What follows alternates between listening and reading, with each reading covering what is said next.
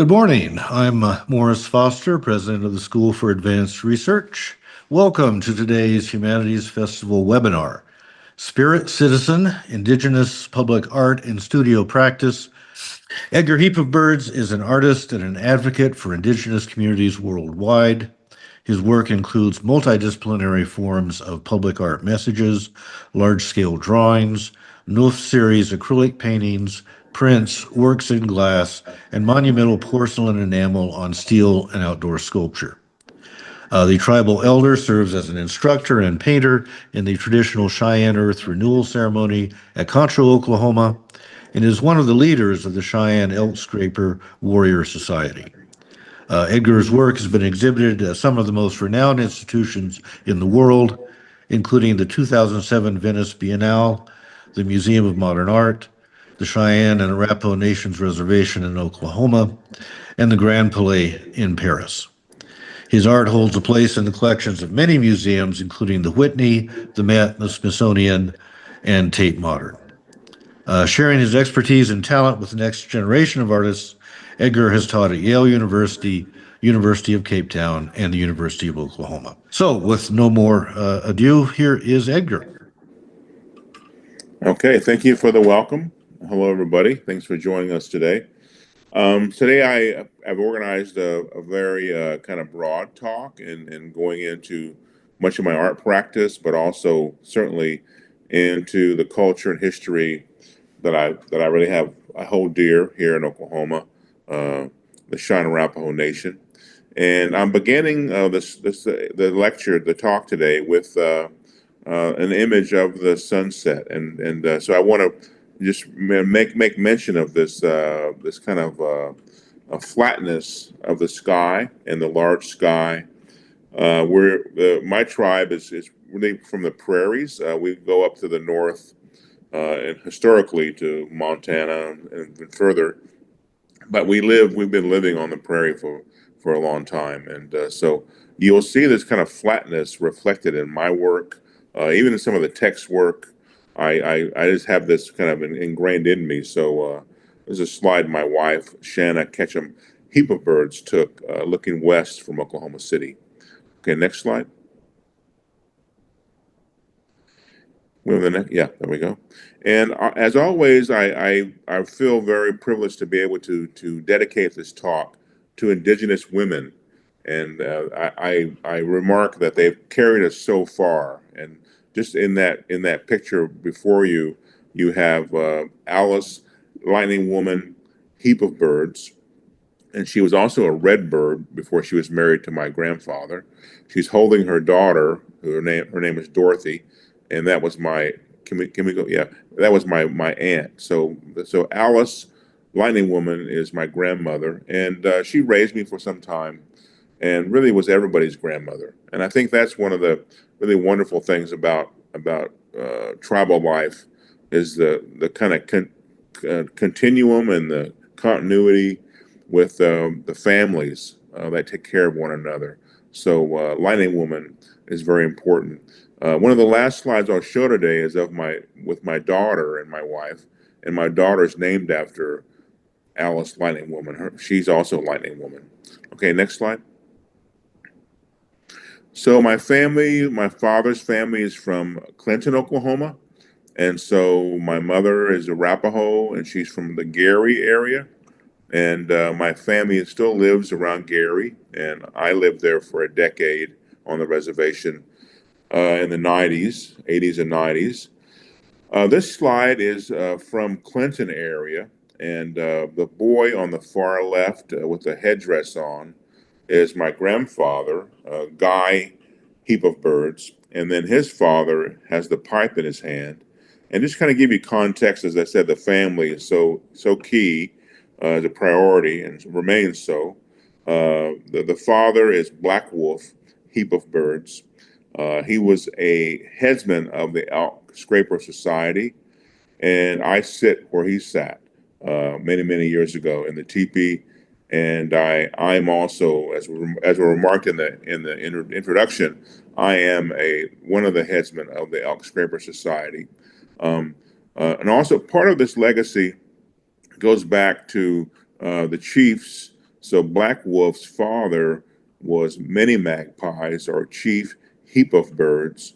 And it was unfortunate, but he was incarcerated in Fort Marion, Florida, as a POW after Custer uh, perpetrated the massacre at the Washita in western Oklahoma. And he did not return to Oklahoma, Many Magpies. So this family comes from the chief and the Warrior Society, and we still have leadership. Grace Big Bear is in the center, the matriarch, and then there was one more lady, born young lady to this family, and the photograph wasn't. This was taken before her birth, and that was my other grandmother, Sarah. So these are all, family members that go back many, many years. Okay, next, please. I've also been very fortunate to have mentorship from Native artists and other artists. And I wanted to introduce another artist that I've been very, happy to have his teachings and his career, and that's Black Bear Boson, who was from the Anadarko area. He was Kiowa Comanche. And we're going to be talking about the print portfolio that is Connor Flynn helped me create, and also a printmaker in Brooklyn, New York. And one of the workers that went to Wichita, Kansas to work in the aircraft factory was Black Bear Boson. So my mother and father went to Wichita, and many of the 40 tribes from Oklahoma went to Wichita to work in the aircraft factories. And later, Black Bear became a self-taught artist and a leader within the community in Wichita, Kansas. Okay, next, please.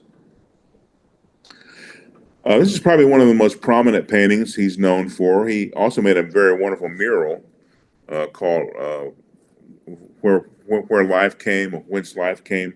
But this painting is Prairie Fire, and it's at the Philbrook. And it's really a wonderful, kind of almost a political painting, in that it will display the animals, the humans, and the fire being together. So it's not always that we should, accept nature as a threatening force. In this case, the fire may be a renewing force, and they live together, in the prairie. Okay, next, please. And going back to Many Magpies, I mentioned being a POW in Florida, St. Augustine, Florida, after the Washita massacre. And an early pivotal piece for me was an 8 foot by 8 foot wall drawing on some wallboard, kind of a very kind of immediate, almost like public art.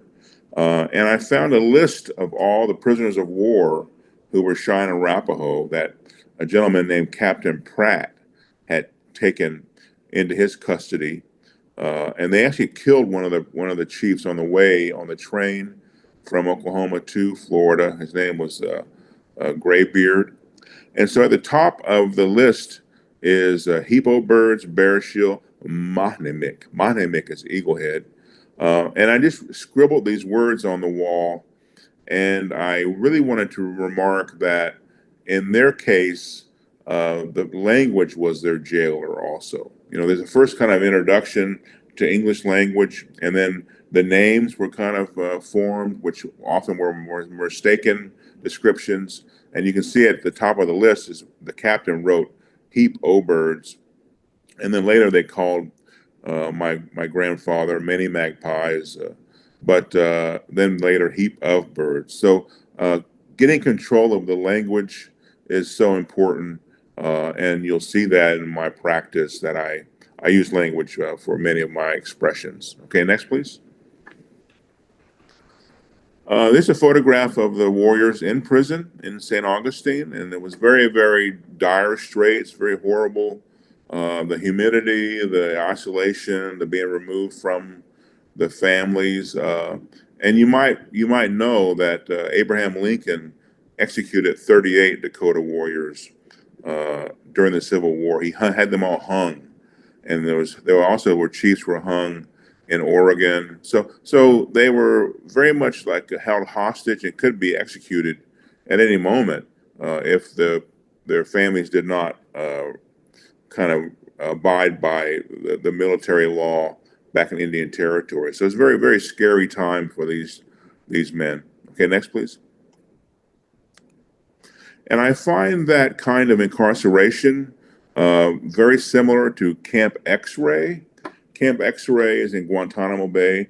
And so for many, many years, I guess for decades, I don't know how long it's been, but from September 11th, there has been a camp, a prison in Cuba that the USA administrates, and there hasn't been charges or trials or judges for these unfortunate individuals. They've been kind of held hostage as well, and so that practice began with the Cheyenne Arapaho in Fort Marion. Okay, next, please. The next slide, please.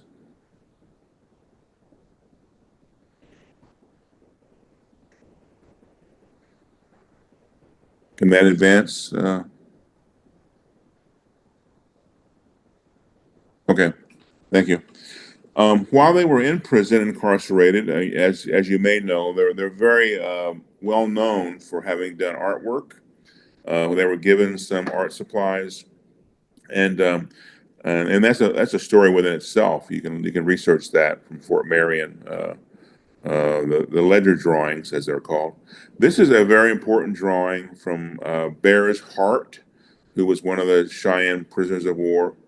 And I would show it because it gives you an idea of how powerful their commitment was to their families and their tribe. So in this particular composition, you have the horses, the guns, and the army going forward in sort of a straight line to attack, the earth, the tribes, and so on. And so he's showing you this kind of violent advance. But it's remarkable because he's in prison, and these same soldiers are his captors. So he's very, very bold, to be making art about his captors. Okay, next, please. I've certainly been to Fort Marion a couple of visits, and it's very touching. The life that they were kind of contained in there. And so when I go, I often make the prayers and blessings for the warriors and in their memory. And there are actually some burials there as well. Here I am with two of the park guards, and it was sort of a little bit of a tense moment. But I actually had asked them to shut the fort down so I could take out my ceremonial pipe from our Earth Renewal Ceremony and the Warrior Society protocols, and make a prayer for the warriors, and they did do that. And so I made a fire in the middle of the fort, and I made a prayer, for those souls in Fort Marion. Okay, next, please. These names go back, as I mentioned, from that first drawing I showed you, the wall drawing. Go back to my family, and I'll keep bringing the family up as a priority. In Philadelphia, I was attending the Tyler School of Art, Temple University. I received a Master of Fine Arts degree, terminal degree in painting and studio art, and I didn't have the happiness to have my family attend my graduation. It was too far away from Kansas and Oklahoma. And so I decided to write their names in the gallery. I had my studio art in the gallery, but my grandmother, I showed you in the beginning of the talk, she's also from the howling crane family, redbird howling crane, and she married Heap of Birds. And then Many Magpies was the chief, back in the back of the slide there on the wall. So I placed the names in the space in honoring, and also have them accompany me. They're my family. They were there in spirit. And so it started another body of work of having the text on the wall more sparely presented, like simply presented. Okay, next, please.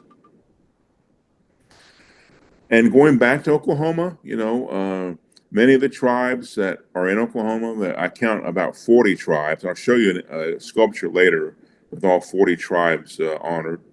But I did a project in Atlanta, and the Trail of Tears is very, very important historical legacy. And they actually abused so many tribal people, making them walk from the southeast of America to Oklahoma. But they lost their territory in those other areas of like Florida, Alabama, Mississippi, and so on. So these are sign panels I made and put them up in Atlanta, because people don't really understand where the tribes go to. There's an absence of tribal people there, but there's also a very, very wonderful legacy of pyramids and tribal life in Georgia that often is overlooked. So I created these panels. I've shown them in other museums, but I put them on the street in Atlanta to talk about how Oklahoma is so important. Okay, next, please.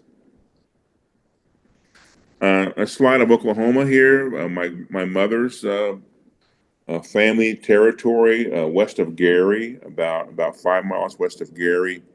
And the red earth is so important to me. I have a lot of empathy and feelings for that earth. And I lived there for 10 years on that red earth. Kind of part of the Allotment Act from the 1800s, and my family still retains a little bit of that land, about 500 acres of that land. And I lived there, and I made it my studio, and everything guided me toward my art practice. Okay, next, please.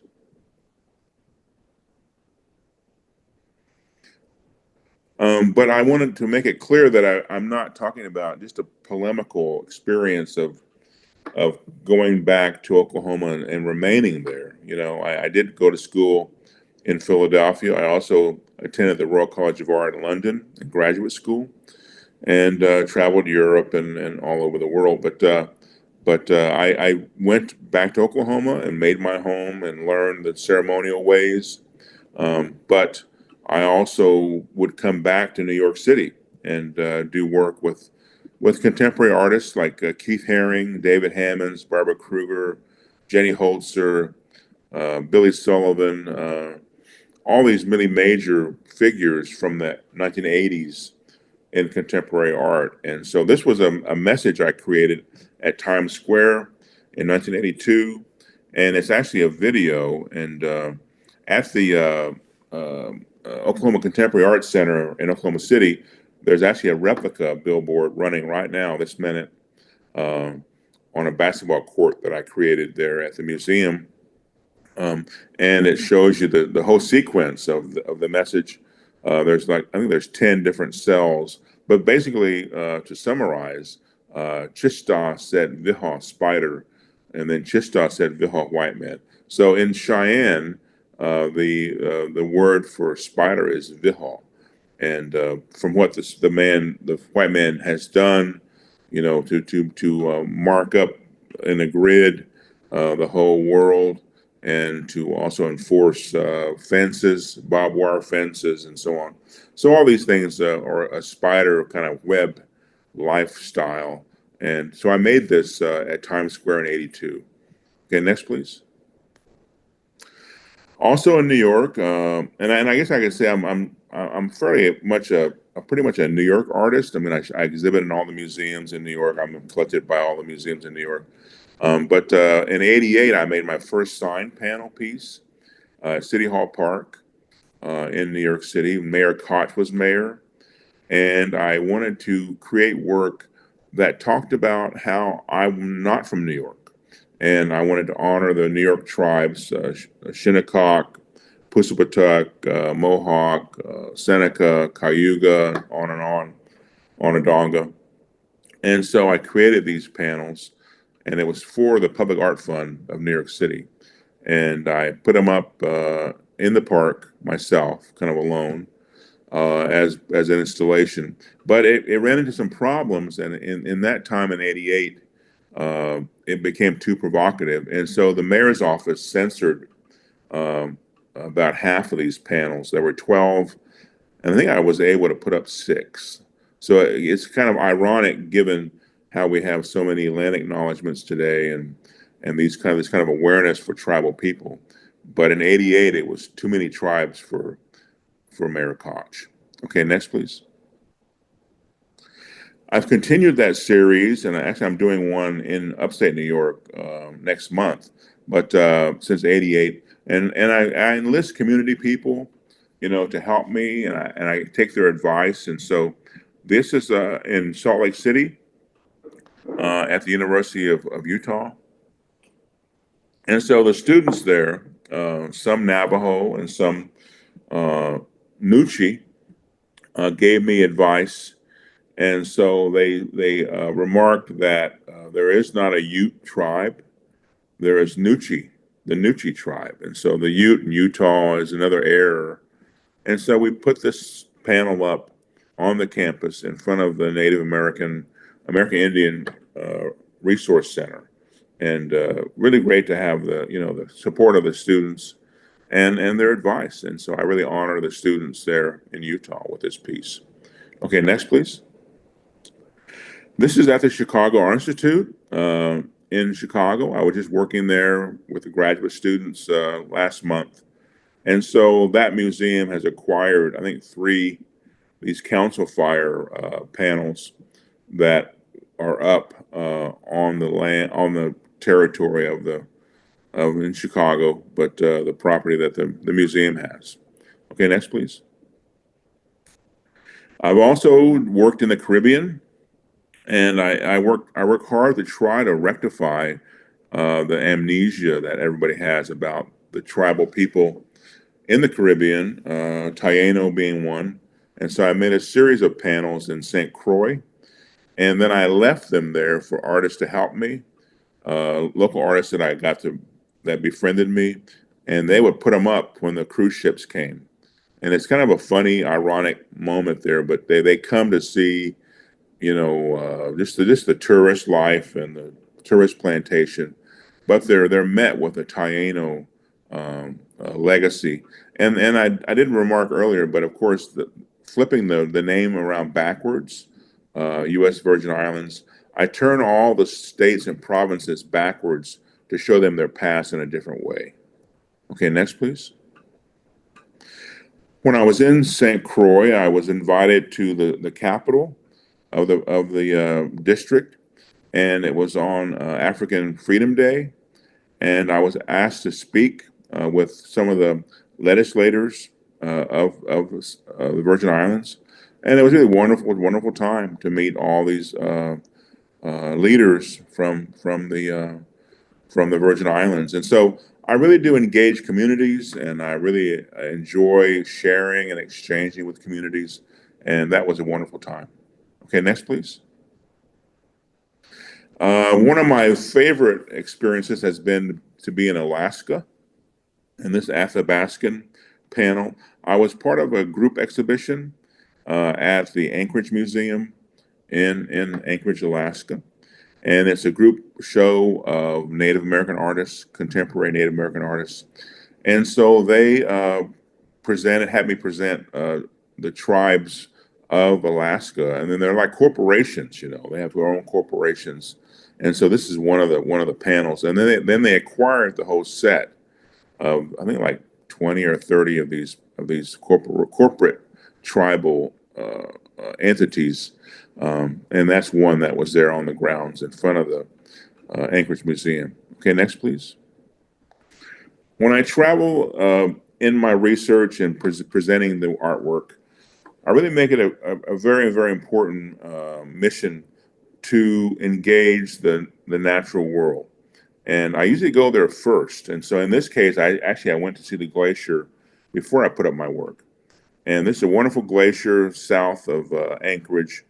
And on a boat, went back into one of the fjords of the sea, and to go find the ice and to move across that water. And very, very magical moment that they brought some of the ice on board of the boat, and I was able to touch and bless myself with that ancient ice. So it's just an amazing experience, and I just continue to do that, globally as I work with my art. Okay, next, please. There was a major show on land, native land, and tribal people connecting with the land at the National Gallery of the Smithsonian in Washington D.C. And so I lobbied, and I had to kind of lean on people pretty hard, but I was able to get permission to put up the Piscataway panel inside of the National Gallery. And there was a lot of resistance, in that nobody wanted to talk about the land that the museum was on. They want to talk about land and sort of a pastoral sensibility elsewhere, but not how perhaps the museum took away Piscataway land.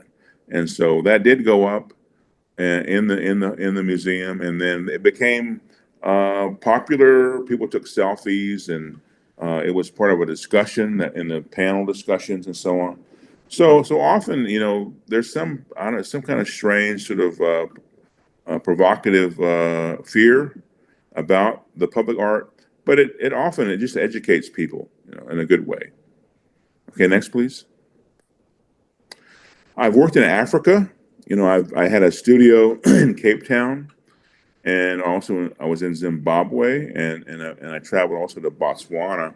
But I did work in the communities, the townships of Cape Town, and worked with historical art in Zimbabwe.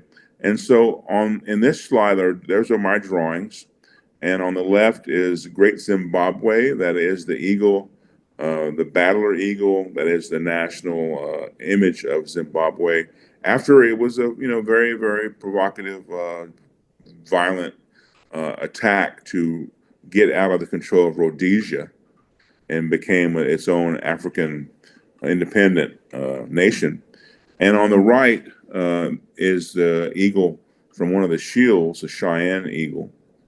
And so, to be very frank with everybody, that there isn't always just pure kind of cooperation between the races of people of color, and there's racism within Native communities, in some cases toward African Americans and others.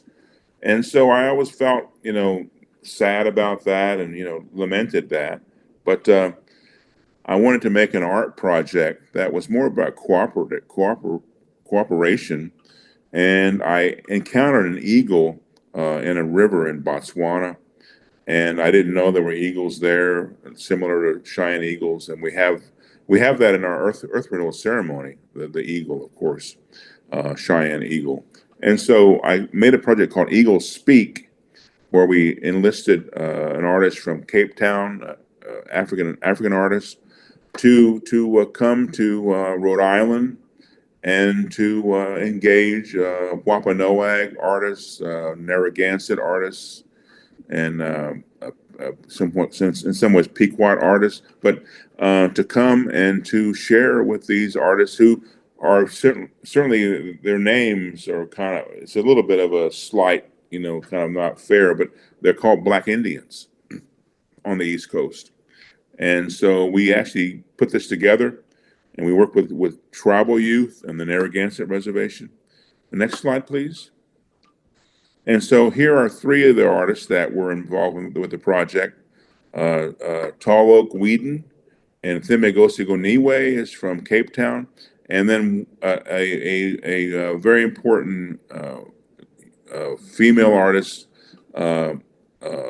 is Cynthia Ross Meeks. And she's not, regretfully, not in the picture, but there were four of us together, and then it was a wonderful union of ideas. And Black Indians got to meet Black African, and I was in the middle of this as kind of coordinating things. And then we had the show. We worked with artists, young artists in high school, Narragansett, and we took the show all the way back to Cape Town. and I had a studio there, and we showed in a museum in Cape Town. So it was wonderful to kind of go full circle with these ideas of parity, of togetherness across the races. Okay, next, please. And I work with youth as well. So this is Cheyenne Arapaho Youth. It's kind of a jobs program in the summer, a few summers ago, and we did a teepee project. So I work with youth. I work with elders. I work with other communities, and I feel really strongly about that, about not having the elite art be only a museum experience. Okay, next, please. And one of my favorite times was to work with 250 Cheyenne Arapaho elders in Watonga, Oklahoma, and we did medicine wheel paintings. Okay, next, please. I also did a project in South Dakota, in Vermilion, University of South Dakota, and I helped students create their own intervention projects with kind of like voting signs with their own poetry put up on campus in Vermilion. Okay, next, please. My probably the largest public art piece I've ever created is the permanent sculpture called Wheel at the Denver Art Museum. And I believe it was from 2005, I think. But Lightning Woman is there with me, my daughter, when she was very young. She's 16 now. And it's porcelain and steel outdoor sculpture of these 10 trees that make a 50-foot circle permanently out in front of the Denver Art Museum. And it's pretty much a reflection on our ancestral land. And we're actually in the middle of negotiations to retain or to receive land back from Colorado to put it into our Cheyenne Arapaho Nation. Okay, next, please. And there is another photograph of Wheel and me standing in the center. And you can look this up. You know, there's writing about it. There's other images about this. It's very complex, and it's sort of an autobiographical, going from so-called prehistory into Fort Marion era, allotment era, and then but becoming more empowered and coming back with ceremonial knowledge to share with the tribe, which is my legacy. Okay, next, please. My sister traveled to Denver with a bus full of Cheyenne Arapaho elders to attend the Denver March powwow, and she sent me this photograph. She got to visit the sculpture in front of the Denver Art Museum. Her name is Charlene, and she lives in El Reno, Oklahoma. Okay, next, please. And again, to the earth. So all these things are going on in my career and my life, but I'm always back on the red earth and live, 20 minutes from Concho, Oklahoma, where the ceremony takes place. And so I always come back to that red earth. And it's been instrumental in guiding my painting practice, the red earth and the trees, the juniper trees. Okay, next, please. That's the juniper tree, and it's a tree that was brought to the prairie. It's not from the prairie, but I lived for 10 years out there on that land, and I hiked and walked and hunted with my dogs. And so those trees, if you turn the tree on its side, kind of on an edge, you might get a different kind of imagery that reflects my awareness in my painting practice. Okay, next, please. And those are some of the images, some of the shapes. They're called the Neuf Series, and this number 4 in Cheyenne. And so these paintings I create in sets of 4. They're always in sets of 4. And I've been doing it probably since 1982. And I'll show you more of those as we go through the talk today. So the abstract painting coming from the land is still a focus of my art practice. Okay, next, please. There's my studio in Oklahoma City. I own a building in Oklahoma City with 2 large spaces. And so we had these works in the Oklahoma Contemporary Art Center. I did a retrospective exhibit you can look up. It's called Honor Song. And there's video and all kinds of imagery. And there's a major book coming out with Radius Press in Santa Fe called Honor Song. Okay, next, please. These paintings are smaller. They're probably like 36 by 42. And there are 4 of these, and they were done in blues, indicated by an elder from the Tongva Nation in California. And it was for the Pomona Museum of Art, Pomona College of Art museum there. And they were reflected on some other experiences in the ocean as well. Okay, next, please. There is the reef off of Bali. And so I worked, and my wife and I have worked in Java, in a place called Bandung. We taught there, and I did a project, a word piece installation with Bandung students. But snorkeling in the sea, being buoyant, and finding these wonderful colors and shapes has informed my art practice in the painting realm. And I've certainly had a great experience in the Great Barrier Reef. I've been there many times, and also, in the Caribbean, in Mexico, Gulf of Thailand, all around. So that kind of experience in the tropics is one of my most important kind of visual elements in my work. Okay, next, please. That's the volcano in Bali, looking from Lombok in the ocean. I'm in the ocean.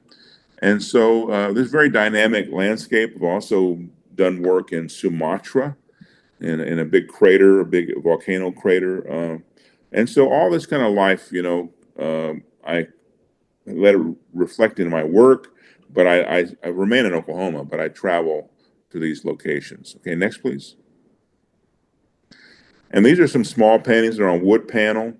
And it's been a great kind of change up for me. I paint on wood with acrylic, and I take the paintings with me. This is in Oahu, in Hawaii, and I work in Hawaii very often. I do printmaking there, I do painting there, and make some new collages there as well. So, but I'm traveling with my family everywhere I go, and so we've always been together. And it's just on the lanai, I'm painting, and that life of the snorkeling and the fish and the coral reflects in these shapes. Okay, next, please.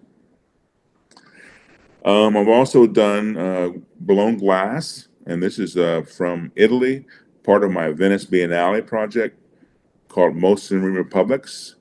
And they're about 1 foot tall, blown glass in an island near Venice called Murano. And it kind of has a relationship with the blue of the paintings from the California project with the Tongva tribe and those shapes from the sea. But the blue glass, it also has to have red glass as well. Okay, next, please. Here is one of the vases being fired, put into the kiln, and we put the daubs of glass on the outside, and we pull it and make the shapes on the work. Okay, next, please. Very dynamic. This project was a memorial project, the Venice Biennale, Most in Republics, and it was done to honor the warriors and children who died as part of Buffalo Bill's Wild West shows across Europe. And he was not very careful. He was not very kind to these warriors who were taken out of a prison fort in near Chicago and put into his Wild West shows. So I made a memorial for all the warriors that perished, and there were 3 children also that they were all Sioux tribal people, and they came to Italy. They were in the Venice area. They were in Verona. They performed in the Colosseum in Verona, and so I put the work up all over Venice, and they came in the gondola and did a photograph you might know about. So these are the bodies of the citizens from the tribes put onto the glass in Murano, and it was the last thing I did when I was in Italy after I put the sign panels up there. And those sign panels were part of the honor song, and you can see them in the book coming out and also in the website at the Oklahoma Contemporary Arts Center. Okay, next, please. And that's one of the vases, and you can see the relationship to the painting as well. So the shapes the movement, the kind of circular awareness. It all relates back to my practice. Okay, next please. And one of the blue ones with the white shape, sort of like a ghosting form there as well. Okay, next please. And that relates back to the ocean. This is Kauai, Napali Coast, one of my favorite spots on the planet to go near these mountains in a boat and to go in the water. Really wonderful. Okay, next please. I created a major project in New York City, in Queens. I've exhibited at Museum of Modern Art PS1 and had a solo show there called Active Shooter Custer. But I was also asked to create basketball courts with my Neuf paintings, like the small ones I showed you on the wood panels I did in Hawaii. And so those are basketball courts that are up right now if you go to New York, and it's very near the river and the ocean, and PS1, which is a museum in Queens. Okay, next please. And that's an aerial view of those two basketball courts, and they'll be there indefinitely, so they should still be visible. Okay, next please. And we had a wonderful inaugural ceremony to welcome the courts, and we had Shinnecock dancers come and dance on the courts. And we had workshops with youth run by Native American basketball coaches. So it's wonderful. Okay, next, please.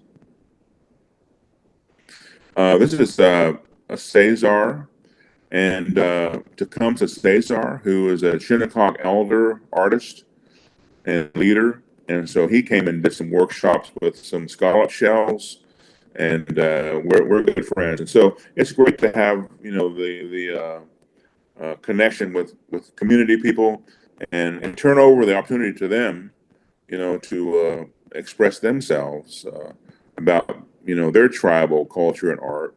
And so I'm just a vehicle to allow that to happen in New York, about New York experiences. Okay, next please. And we created a basketball as well. I've done 3 basketballs, and I've also done silk scarves. So I work, outside of painting and sculpture and printmaking. But this is a basketball that we did create, and then we had this sold at the Museum of Modern Art, the gift shop in New York City. Okay, next please. And there's a display. There's a Keith Haring basketball, and a Basquiat basketball, and a Heap of Birds basketball. Okay, next please. And that's my wife on the left, Shanna Concho Heap of Birds, who's a PhD art historian, and she writes on contemporary Native performance art. And Lightning Woman, Despa Heap of Birds, our daughter, who was in the photograph earlier with the Denver sculpture. Okay, next please. Poster of the project in Oklahoma City, and it's since been executed. That was a promo for that. We did a new basketball, and we did new courts called Neuf for Oklahoma Autumn out in front of the Contemporary Art Center. Okay, next please. And there are the 2 courts, and you can see those. You can go play ball there. They're open 24 hours a day, and they leave balls out to play with. And the Times Square billboard is right there as well on the courts. Okay, next, please. And there's an aerial view. And these are 2 Neuf paintings, 36 by 42. And I call them Neufs for autumn. They're more like a reddish autumn colors. Okay, next, please. And we had a wonderful family day as part of the programming at the Contemporary Art Center. Families came, and there was youth projects, sidewalk chalk painting, native food trucks, DJ came and played music, and it was wonderful. So again, the artwork actually makes a puncture or an engagement with actual families and people in the community. This time in Oklahoma City, it's ongoing this year, perhaps into 2026. Okay, next please. And there's another view of the courts there. And then on the far left, there's a little bit of a view of the billboard, the Times Square, that relates to the Times Square billboard at New York City. Small, much smaller, but same message. Okay, next, please. And there's the ball. So we still have some of the balls if anyone's interested in that. And they're also in the gift shop at the Oklahoma Contemporary Arts Center. Okay, next, please. I've worked in Australia as well. I did a residency in Sydney, Australia at Bumali, which is an Aboriginal inner city cooperative art space, and also Tandania, which is a similar space in Adelaide, South Australia. And I worked with Aboriginal artists, and we made artwork there in the space. Okay, next, please. I worked with Fiona Foley, and this is the message in Eora language and Cheyenne language. And so these are words from her language about Captain Cook and the kind of damage he did to their tribal people. And she was adamant to not translate this, to have it as part of her identity, to have it in her own language. And then I have my language on the right, the Cheyenne language. And these messages were done to show how there's sort of, I guess, defiance and trying to rectify the history. Cook landed right there by the Opera House area when he first came to Australia. So it's a very, very powerful place. And it's called Learn a War Cry. And when you open the doors to the museum, you would enter and see this work. Okay, next, please.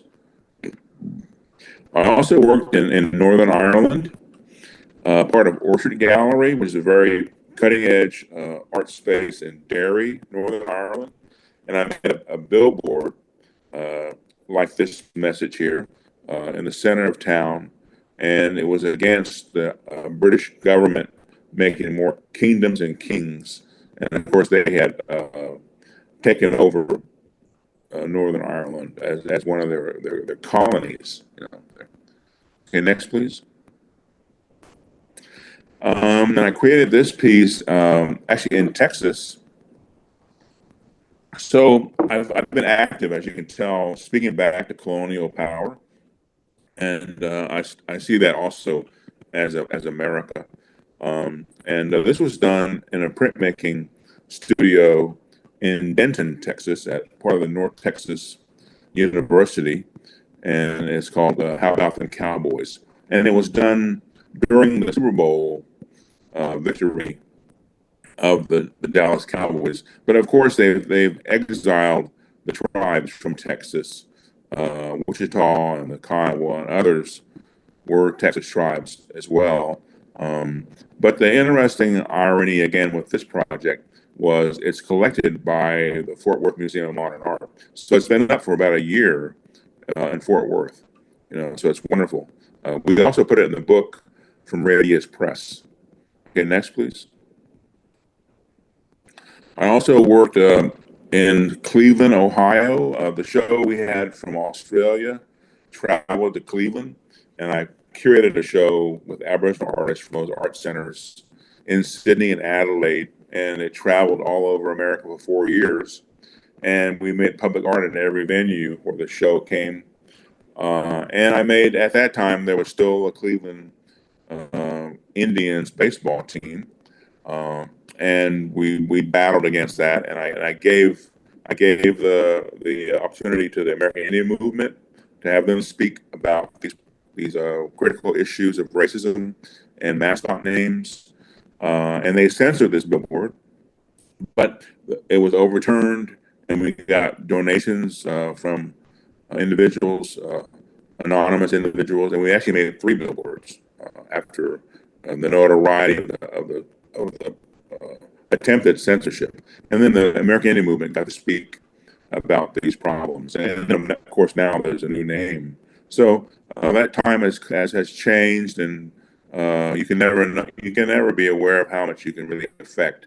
You have to keep working. Okay, next, please. A big part of my career and my existence has been in printmaking with a mentor, Michael McCabe, who's a Navajo.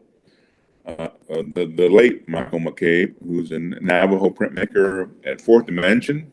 And so Connor Flynn, who is going to be leading the workshop, the monoprint workshop, the 2 of the workshops, he was assistant to Michael McCabe, and a great young printmaker, and we still work together. I'll show you a print we just finished, but Michael showed me how to create these monoprints with a system called viscosity printing. Okay, next, please. And you use plate oil and you paint it on to a plexi plate. And you do so backwards, so it's reverse lettering, very complicated. And then you pull the print off the plate. Okay, next, please. This is an exhibit of some of my monoprints in Busan, Korea. I was in a major show in Korea, and I showed two pieces. And on the left is kind of a series of varied monoprints, and on the right is a particular grouping called Genocide Democracy. Okay, next, please. And these are individuals from that show in Korea. From Genocide Democracy. And these are all 15 by 22 inches monoprints. Okay, next, please. And done in Santa Fe. Next, please. Some of the words come from songs, like patriotic songs. They all deal with, violence and the politics of fighting back against colonial power. Okay, next, please. And the Statue of Liberty turning its back on Native people. Next, please. My exhibit I mentioned earlier at PS1 a few years ago was called Surviving Active Shooter Custer. And it was kind of a turning point in my art practice to show us. So that, I'm sorry for the delay, everybody, and the interruption. This is going back to what I was speaking about. This is the Surviving Active Shooter Custer, and they're 22 by 30. This is work that's part of the collection of Museum of Modern Art, and it was shown at Site Santa Fe. They're in Santa Fe, and it's work done with Michael McCabe as well. Okay, next, please. This is a piece about immigration, and done during the first Trump administration, and kind of still ongoing with problems with administration. With immigration in America, and they're brown and they're kind of black, kind of more gloomy prints. I think next, please. I think there's another one there. Next. Okay, this is when can we go back one, please? This is called Columbus Day. And these are all done with Michael McCabe at Fourth Dimension Studios, where you can go and do your workshop. And I visited the Dominican Republic and went to Santo Domingo, and wanted to work with the idea of Columbus's tragic events there in the Caribbean with Native people. But I was complicit because I was there as a tourist in Punta Cana. So it's ongoing, the kind of colonial problems of the era that Columbus brought. But I wanted to kind of mine that and make a series of work from that. Okay, next, please. These are some single prints. These are all 22 by 30 and done with Michael McCabe. Okay, next, please. And of course, the Columbus Day celebration. Next, please.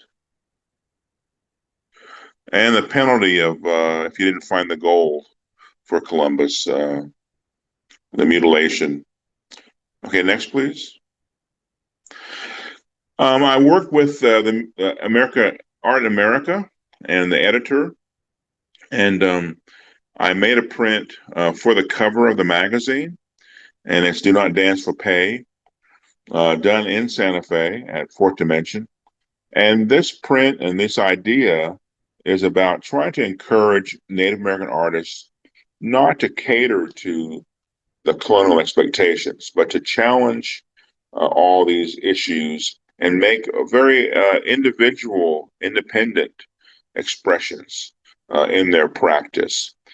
So I made the cover, and the whole issue is about Native American art.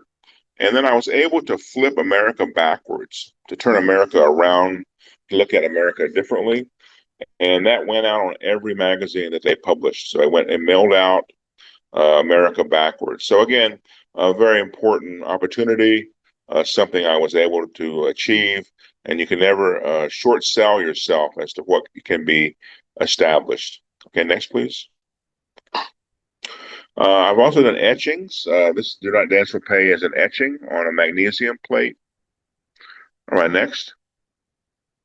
And we've done embossing as well, which I think are really beautiful, with a very thick board, handmade paper. Do Not Dance for Pay. Next, please. And this is the etching created into a installation, and I have that piece available as well. It was in the museum show in Oklahoma City. Okay, next, please. And I like the kind of way to smear the ink and kind of make it more expressive. It's sort of more faint. So there's a variety of approaches in making those prints. Next, please. And this is another installation with etching plates. I think there's 4 different plates utilized here. And that was done at Hand Graphics in Santa Fe. So it's Pray Protect Tribal Lives Matter. And again, experimentation with different treatments of the paper and the plate, making one large installation. Next, please. And I've even threw the ink onto the finished print as part of my expression. Okay, next, please. I was asked to do a project in Pittsburgh in a museum setting that's actually a faux museum. It's not really a real museum. And it's also a broadside mail out poster. And so we go to the next slide, please. And so it's called the National Museum of, and then you add what you want to the title.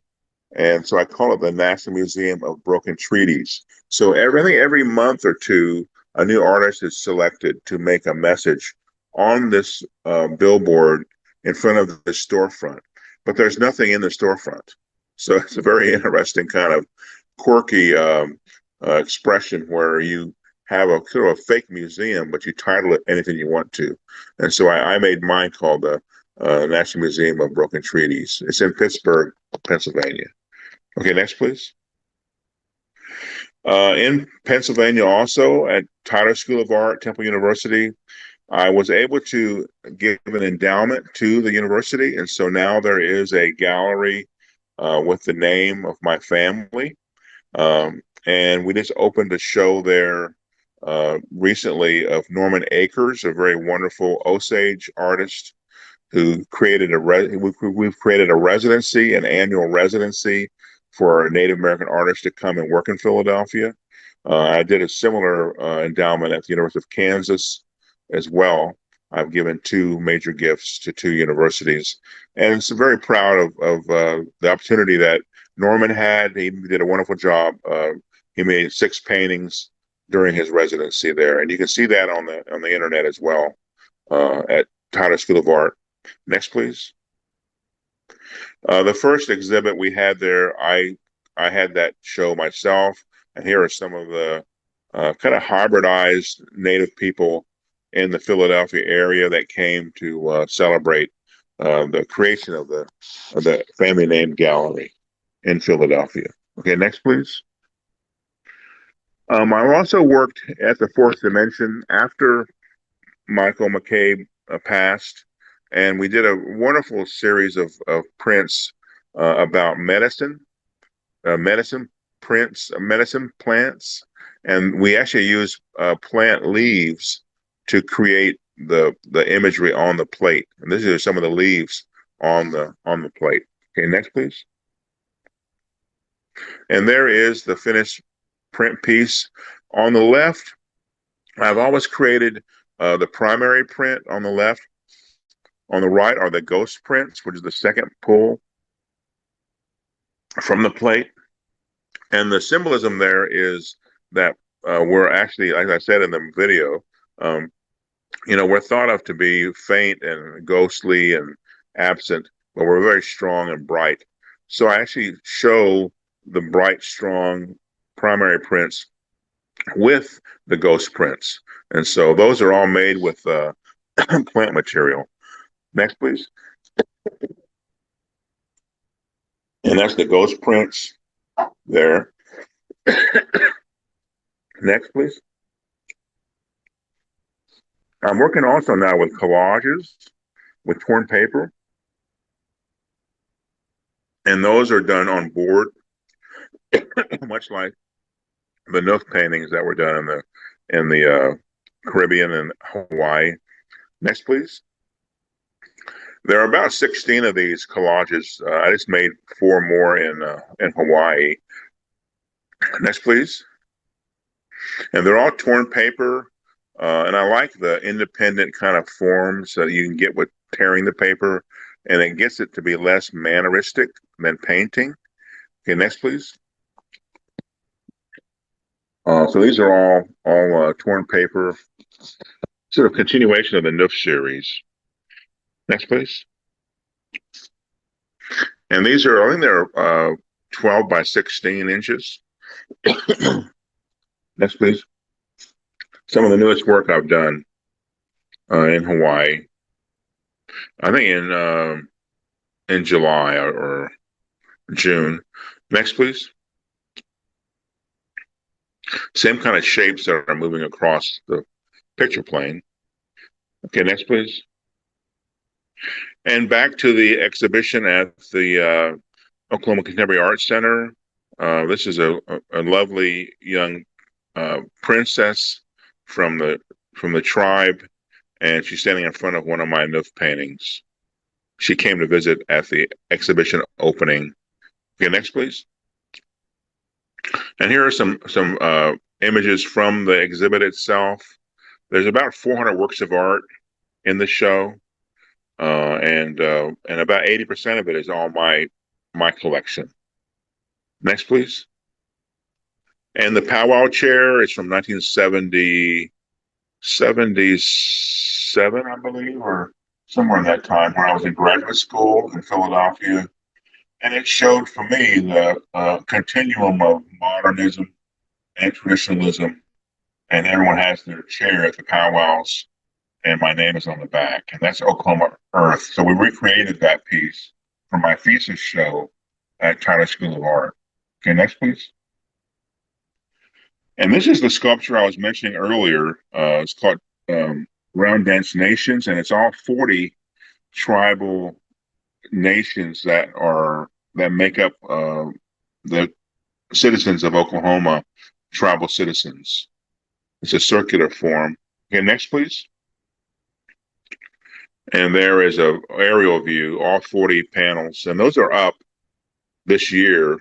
It's been up since February. You can see that in Oklahoma City. So every tribe in the state is represented. They're honored. Okay, next, please. And currently, I finished a project that's going up in Paris at the Palais de Tokyo, and it's the Trocadero area by the Eiffel Tower. I'll be there in October. Okay, next, please. And these are the panels. They're banners. They're 20 feet tall. And so it deals with the Statue of Liberty and how its back is turned toward uh, America and the native people. Um, it doesn't really look at native people and welcoming everybody else. It just diminishes the value of native people. And next, please. And the major kind of offering here is the Louisiana Purchase Treaty, which where France actually sold the USA about 1/3 of America. And so that'll be, my remarks in Paris. I'll be there for about 2 weeks in October, and it's a large international exhibit at the Palais de Tokyo. It'll be up for a year. Okay, next, please. And Black Bear Boson, I mentioned him in the very beginning of my talk today. He created a wonderful sculpture called Keeper of the Plains. And so I want to go into kind of the final part of the talk today and show you the project called the Wichita, which will be available this evening in a reception to view the actual prints there at the museum. Okay, next, please. These were done as part of a grant from the Getty Foundation. And so they're all etching plates and monoprints. And we have, I believe, there are eight prints. They're 15 by 22, and it creates one portfolio, the whole section of the 8 prints. This is the first one.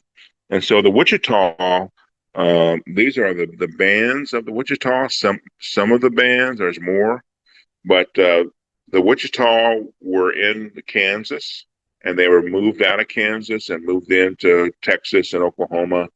But the Wichita itself, the town, became a site for labor during the Cold War, and many tribal people went there to work in the aircraft factories. And so this is kind of a chronicle of that life of assimilation that failed, but they tried to assimilate into American culture. Most of the tribes moved back to Oklahoma Indian Territory. Okay, next, please. So this talks about the Oklahoma citizens being in the workforce in Beech aircraft, Cessna, Learjet, Boeing. Okay, next, please. And these are names of tribal people, and it's more faint, kind of subliminal, but Two Hatchet, Buffalo Head, and Sweetwater. I knew all those people, and they had families in Kansas, and they're from Oklahoma. Okay, next, please. And this is the Cold War, the weapons and native labor. Okay, next, please. And beech sheet metal and Black Bear. So Black Bear Boson was a sheet metal worker at Beech Aircraft, and my mother and father also worked at Beech Aircraft. So we don't have much of a chronicle of native people becoming urban in retaining their identity, but there was a very strong Native American community center in Wichita, and there were powwows every couple of weeks. So all these things were happening in an urban setting in the 50s and 60s and 70s. Okay, next, please. And some of the aircraft, the Cessna 172, the B-52 bomber, Boeing, and the Beech Bonanza, those were the primary sales products from those companies. Okay, next, please. And we had lived there all my growing up and years later, but it was a segregated part of Wichita, Kansas, on the south side of town, and sort of an apartheid situation. Very, very kind of troubling, but that's how all the tribal people lived. Okay, next, please. And then kind of an editorial here about how the wheat is very well regarded in Kansas, but the wheat came after they cut away all of the wild prairie grass and trees, and then they made farms and grids, much like the Times Square piece with the spider web, fencing off and making a grid across Kansas. and they killed the tallgrass prairie in Kansas, which is very sad, and moved the tribal people out. Okay, next, please. This is the brand new work that I did with Connor Flynn at Fourth Dimension just a month ago, 2 months ago. And it's called Buffalo Stampede over Brass Army Horn. And these are the primary prints. There's also 18 ghost prints. Next, please. And there, the whole installation you see together, that's in my studio, just a snapshot. The ghost prints and the primary prints. I really wanted to get the bright colors going and the variety of coloration in this installation. Okay, next, please.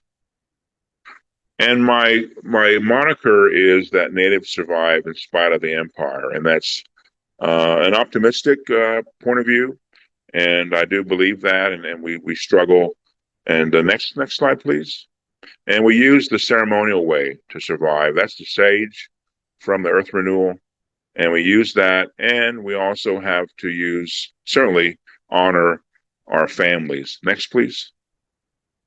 And my daughter, Desba Lining Woman Heap of Birds, and her mother, my wife, Shanna Ketchum Heap of Birds at the gallery at the University of Kansas, Indigenous space, the name gallery after my family. So we'll close with that, and I guess we can go to Q&A if we'd like to. Thank you. Thanks so much, Edgar. Let me pull up some questions that have been living in the Q&A box. First is from Robert Mott. I see a strong connection with Jenny Holzer's work, who you mentioned. Could you talk about that? Yeah, we were contemporaries together, and actually she did a project at Times Square, and she did what they call the truisms. She wrote up statements, declarations, and also Barbara Kruger was involved with a lot of text. But I also really enjoy Cy Twombly, more toward my painting preferences, with the more subliminal text, and I feel like what I've done though is not to really take text and make it against abstract art, but I see that as another tool to use and to use abstraction, sculpture, printmaking, and text work writing. It's kind of my full kind of palette. Whereas someone like Jenny and other artists just do the text by themselves, So, but it was something I was able to expand into, Okay, I've pull this back up. So Rika asks, I'm curious about the themes of family, survival, and land in your work. Do you consider art making a survival skill? If so, how so? And if not, what relationship do you see between art and survival? Oh, I think it's always been part of the cultural survival, because you actually in a very direct way, we have to really discuss how art is a ceremonial practice, in tribal life. There's two kinds of art. There's like the personal expression you create with however you feel. Then there's also something you do on someone's body. You paint a body and instruct them with what you paint. And that has no personal deviation. That's traditional. It's done in a religious fashion, and so art is at the basis of renewal and culture.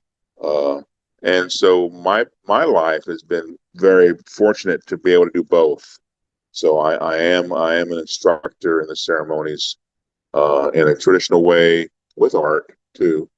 Then I'm also a personal exploratory artist with art. So I think you've got to have, particularly the traditional one, you've got to have a method to keep your culture moving ahead from your practice, from what you've been taught in the ceremonies, and I think a little bit of that is failing. So I hope that that artists or creative people go back and learn the traditional ways so they can actually strengthen and have their culture survive. Not just through the gallery painting, but the painting in the religious sensibility. Okay. Kimla asks, what type of paper do you use for the collages? It's actually a color-aid paper, and I was a student of the practice of Joseph Albers, who was a color theorist, and he's from Yale. And so I did a lot of. There's a wonderful book called The Interaction of Color, and it shows how color interacts with what's around it, other colors around it, and you place a color inside of another color, it changes. Very interesting experiments you can conduct. And so anyway, we use the color aid paper, for that kind of experimentation, learning the lessons.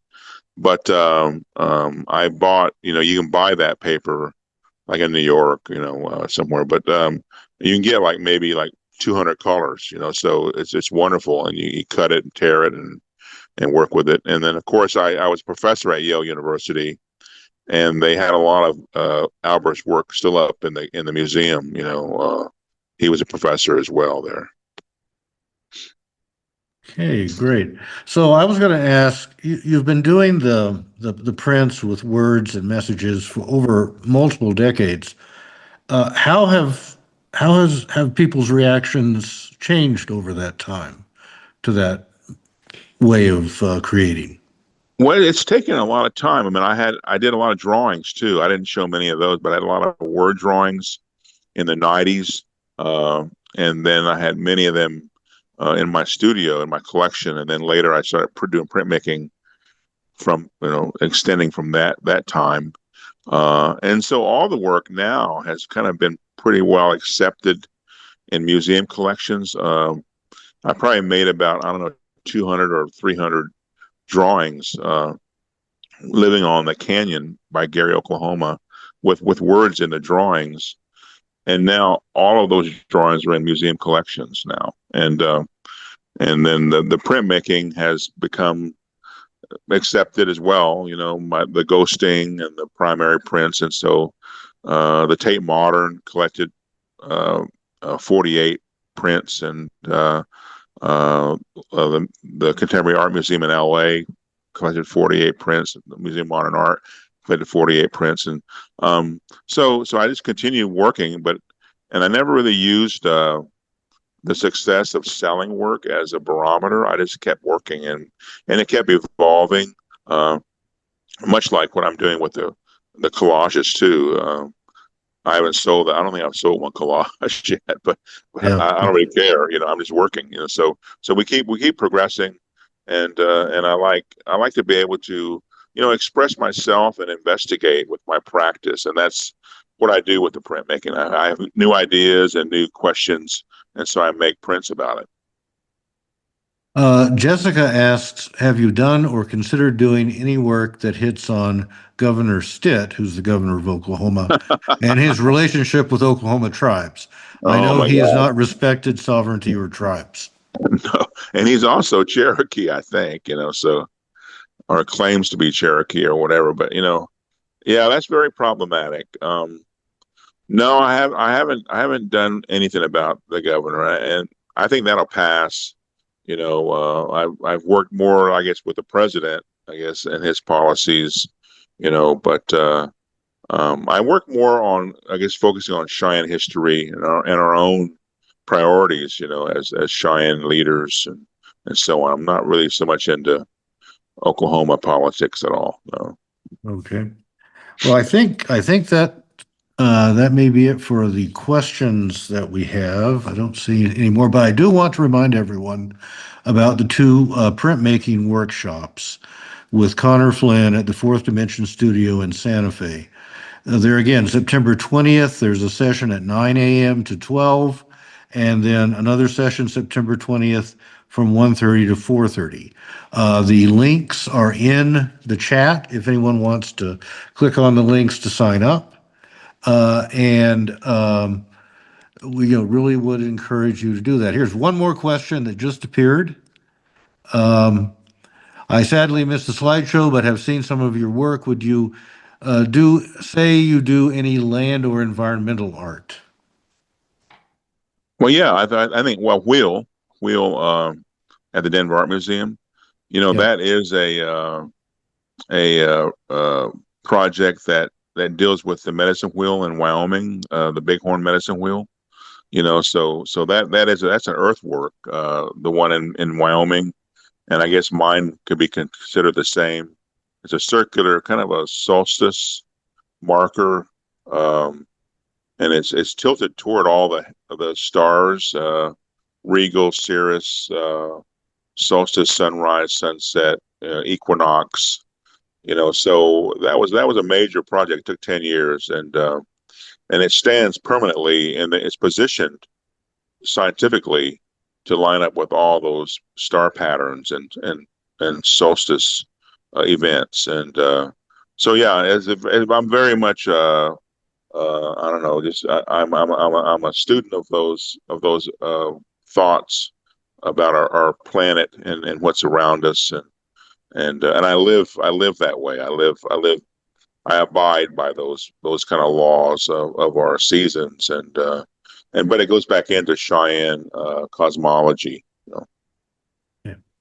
Well, thanks, Edgar Heap of Birds, for being our guest and speaker today. Really a wonderful discussion of the arc of your career through the slideshow and in your talk.